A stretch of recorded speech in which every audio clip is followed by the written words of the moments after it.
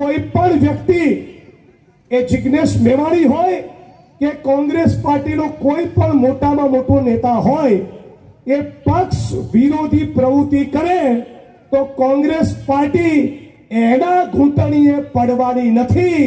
आजे नहीं, काले नहीं और भविष्य में पण नहीं। जे कैंडिडेट अत्यारे अपक्ष मांथी फॉर्म भर्यु छे एना माटे गेम समझो ग्यासुभाई, भारतीय जनता पार्टीए पोतानुं नामांकन पोतानो उम्मीदवार पाछो खेंची लीधो। એટલે 2017 માં જ્યારે હું વડગામમાંથી ચૂંટણીનું ફોર્મ ભર્યું ત્યારે મેં અપક્ષનું ફોર્મ ભર્યું હતું। હું અપક્ષનો ઉમેદવાર હતો પણ કોંગ્રેસે કેન્ડિડેટ આપ્યો નતો। રાહુલજીએ મારા માટે સભા કરીને કીધેલું कि इस बार पंजे को नहीं सिलाई मशीन को जिताना है।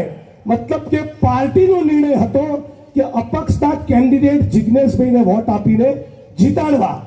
એટલે હું કોંગ્રેસનો સપોર્ટ કરેલો, કોંગ્રેસ સમર્પિત, કોંગ્રેસે ઉભો રાખેલો અપક્ષનો ઉમેદવાર હતો।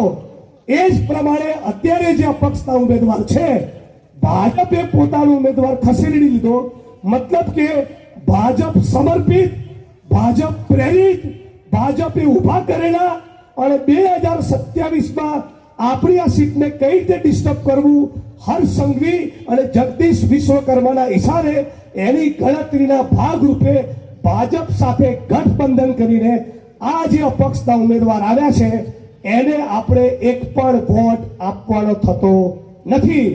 આટલી મારી વાતમાં તમે સહમત હોય તો બે હાથ ઊંચા કરી રફીક ભદ્રાને સમર્થન આપો। તમારે લાગે કે મારી વાત તમને ગળે ઉતરી છે।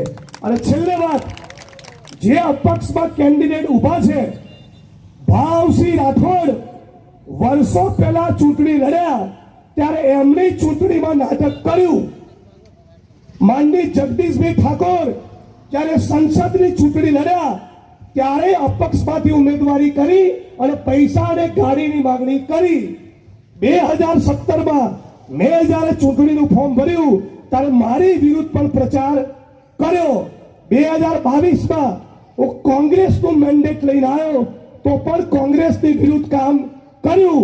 2026 માં આ તાલુકા જિલ્લા પંચાયતની ચૂંટણીમાં જ્યાં અપક્ષ લડાવાય ત્યાં અપક્ષને લડાવે છે, જ્યાં બીજી પાર્ટીને લડાવાય ત્યાં મીમને લડાવે છે। मतलब કે આ માણસની ફિતરત જ કોંગ્રેસ પાર્ટીની વિરુદ્ધમાં કામ કરવાની છે।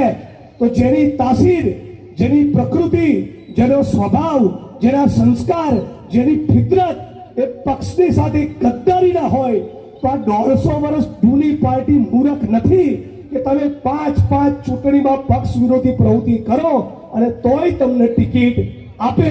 એ જિગ્નેશભાઈ હોય તો કોઈ બી તોપ હોય, કોંગ્રેસ પાર્ટી હમણાં ઘૂંટણીએ પડવાની નથી। તો આપણે બધા સમજદાર છીએ કેવા રાક્ષસો માથે બેઠા છે એ આપણે જાણીએ છીએ। આપણા દેશ ઉપર આરએસએસ અને મોદીના નામનો, ભાજપના નામનો કેવો ખતરો, ખતરનાક ખતરો આપણા માથે છે। અને શું છેલ્લા 10-12 વર્ષમાં આ લોકોએ ઉત્પાત મચાવ્યો એ આપણે બધા જોઈ રહ્યા છીએ। એ સંજોગોમાં 70-75% નહીં, સરપંચની ચૂંટણીથી પણ વધુ મતદાન 90%-95% મતદાન કરી, સર્વ સમાજના લોકો 90%-95% મતદાન કરી ટાઈગરભાઈને, રફીકભાઈને, હનીફભાઈ માકડોજીયાને અને તમારા ગામના યુવાન, તમારા ગામના દીકરા, તમારા ભાઈ, મારા ભાઈ, આપણા સૌના ભાઈ સાથી રફીક ભદ્રાને તમે ભારે મતોથી વિજય બનાવશો। એટલું કહીને મને રૂક્ષક લેવાની ઇજાજત આપજો।